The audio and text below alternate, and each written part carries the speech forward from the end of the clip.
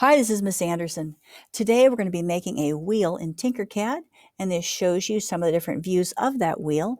We're going to make the different parts in separate colors so that you can see how the different components come together. We're going to be making one spoke for the wheel, and we're going to duplicate it, and then we're going to be swinging it out 36 degrees to make a spoked wheel. Over here, you can see some of the different components and their different dimensions.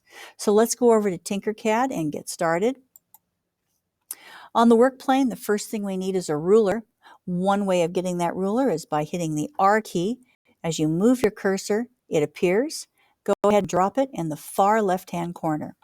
Now we're ready to get started. Let's begin with a cylinder. And we're going to go ahead and change that color to yellow.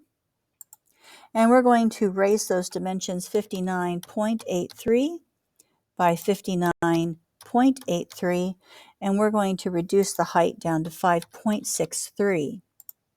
While it's still selected, hit Control D, use your upward arrow to slide it off. This is going to become a hole tool, so go ahead and change that. Now we're going to reduce these dimensions to 58 by 58, and the height of 5.63 can still stay the same. All right, next thing you're going to do is drag out another cylinder. Let's go ahead and change that color to purple. And we're going to go ahead and increase those dimensions to 58 by 58. We'll reduce the height to 3. While it's still selected, hit Control D. Use your up arrow to slide off the duplicate. Change that to a hole tool. And then alter these dimensions to 57 by 57, and the height of 3 can stay the same. All right, the next thing we're going to do is drag out the cube, which they call a box. We're going to leave it red, and we're going to increase this by 58, and we're going to reduce this to 3.86, and we're going to take down the height on that to 1.82.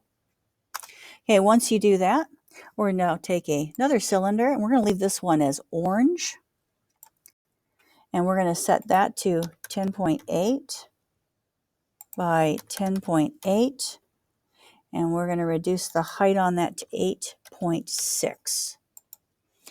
All right, the next piece we need, and this is the last, this is going to be a hole tool. So go right up here, drag out that cylinder, and we're going to make this 3 by 3, and you can leave the height of 20. So basically, those are all of the parts that you need. And what we'll do is go into a separate video, and I'll show you now how to take these different components and efficiently put them together to create a wheel. All right, thanks for watching.